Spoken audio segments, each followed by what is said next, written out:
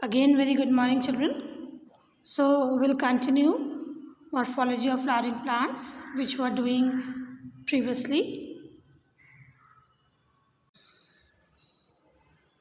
Now, the taxonomic description of floral parts. Number one is calyx or sepals. So, calyx, it is the outermost or the lower wall of the flower, and it is made up of sepals, which are usually green, but sometimes they are colored. When they are colored, they are known as petaloid. When all the sepals they are free, the condition is called polysepalous, and when they are fused or united, the condition is gamosepalous. Now here are the different types of fusion in calyx. This is the polysepalous condition and the gamosepalous, different type of gamosepalous condition.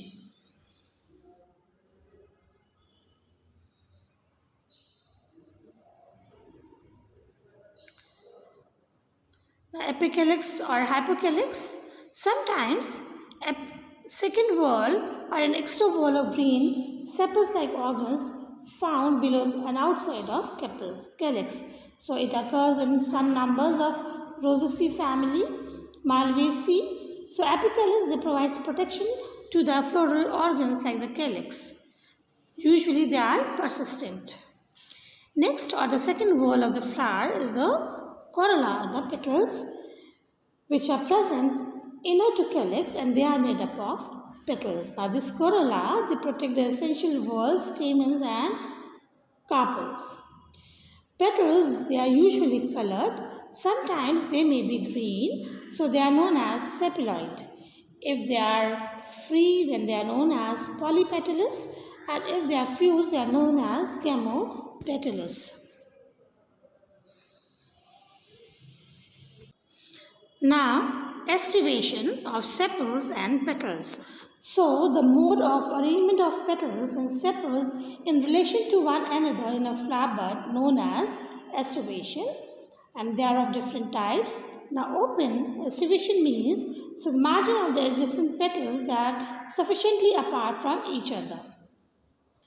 Next come the valvate, in which the petals lie close to each other or simply they touch each other, but they never overlap the margin like this. Next comes the twisted or the contorted. In this case, one margin of the petal it covers the margin of the adjacent petal, and the other margin is covered by the margin of the adjacent petal, like this.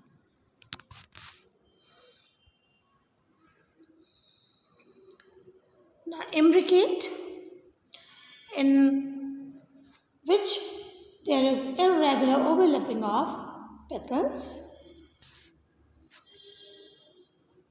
Now, perianth, when there is no distinction in sepals and petals, and the two walls they are collectively called as perianth. We cannot identify whether it is a sepal or a petal. So the individual parts of perianth they are called as tepals. When green they are called as sepaloid, and when colored they are called as petaloid. So when petals they are free they are called polyphylous, and united they are known as gamophylous.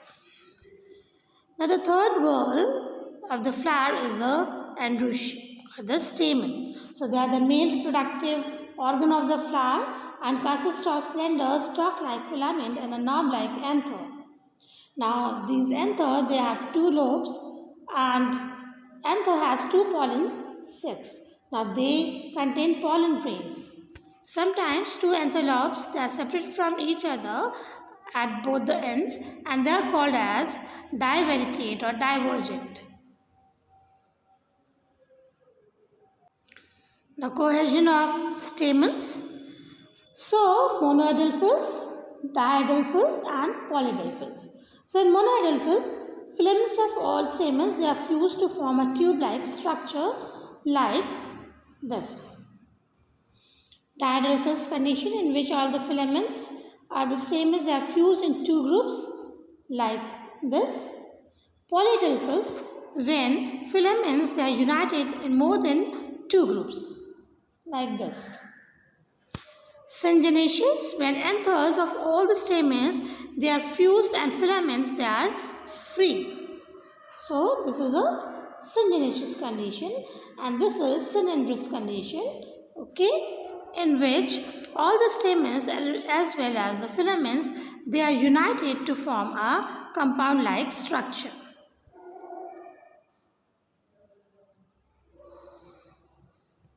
Now epipetalous, when stamens they are fused with petals, and epiphyllous and epitepalous, sometimes the stamens are fused with petal-like parent lobes.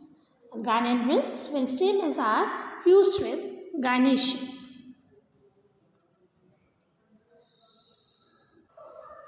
Now comes the fourth part of the floral whorl, that is the gynoecium or the pistil. Now it is a female reproductive whorl of a flower, and it may comprise one or several carpels. Now each carpel it represents one megasporophyll. A sterile or diminutive pistil, which is called as pistiloid, and the pistil comprises three parts: the stigma, style, and ovary. Now here is a diagram for female reproductive part. This is the gynoecium, ovary, style, and stigma. So stigma is the tip and the receptive part of the pistil which receives and nourishes the pollen grains, and it is the terminal part of style, which is elongated, knob-like, or slightly pointed. Sometimes in some flowers it may be lobed, funnel-shaped, branched, or feathery. So the surface of the stigma may be smooth or rough, hairy or sticky. Now locules of the ovary. So ovary, it is a basal swollen part which contains ovules, and depending on the number of locules, ovary may be unilocular, bilocular, trilocular, tetralocular, pentalocular, or multilocular. In unilocular, only one locule or chamber is there. Bilocular with two locules or two chambers. Tri means three locules or three chambers. Tetra means four locules.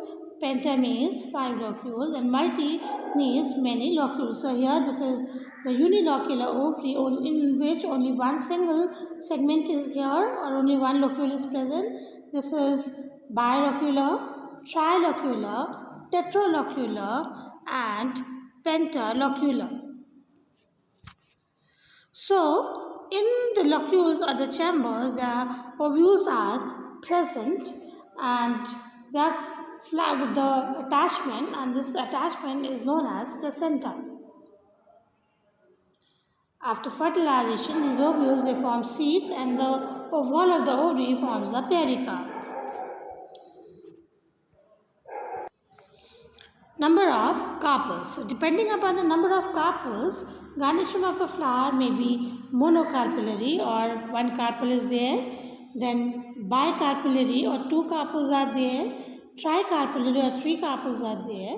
Tetracarpellary, or four carpels are there. Pentacarpellary, or five carpels are there.